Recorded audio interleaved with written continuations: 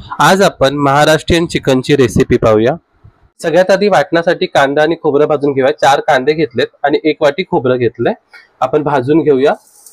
कांदा पहा अशा प्रकारे छानपैकी भाजून घ्यायचा आहे। आता आपण काढून घेऊया आणि खोबरं देखील भाजून घेऊया। खोबरं देखील भाजून झाले, आपण काढून घेऊया। मिक्सरच्या भांड्यामध्ये सुकं खोबरं घालून घेऊया। पाणी न घालता फिरवून घेऊया। वाटून घेतलेल्या खोबऱ्यामध्ये 1 चमचा गरम मसाला आणि गरम मसाला कसा बनवायचा याची लिंक मी कमेंट बॉक्स मध्ये देतोय। त्याचबरोबर 2 चमचे आलं लसूण पेस्ट आणि आलं लसूण पेस्ट कशी बनवायची ह्याची लिंक मी कमेंट बॉक्स मध्ये तुम्हाला देतोय। आता यामध्ये आपण भाजून घेतलेला कांदा पण ऍड करूया आणि पाण्याचा वापर न करता आपलं वाटण बनवून तयार आहे। फोडणी करून घेऊया। एका भांड्यामध्ये 4 चमचे तेल तापवून घेतले, 2 तेजपत्ते घालून घेतोय, कट करून 2 लसूण पाकळ्या, 1 मीडियम साईजचा कांदा उभा चिरून, 1 चमचा हळद घालून घेऊया। इकडे मी 3 चमचे आमचा घरचा मसाला घालतोय आणि 1 चमचा मी ते काश्मीरी मिरची पावडर टाकतोय। या प्रोसेसमुळे चिकनला छानपैकी तरी येते।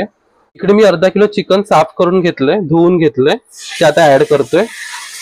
चवीनुसार मीठ घालून घेऊया। संपूर्ण मिक्स करून घेऊया। मस्त रंग आलाय, थोडंसं त्यामध्ये पाणी घालूया आणि झाकण देऊन हे 10 मिनिटं आपण शिजवून घेऊया।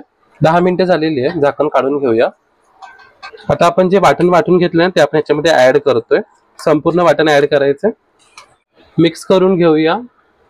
पाणी घालून थोडी ग्रेव्ही ऍडजस्ट करूया। एका लिंबाचा रस घालतोय।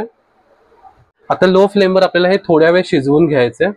चिकन छान शिजलेलं आहे, कोथिंबीर घालून घेऊया आणि अशा प्रकारे आपलं चिकन बनवून तयार आहे। रेसिपी आवडल्यास प्लीज लाईक, शेअर, सबस्क्राईब। धन्यवाद।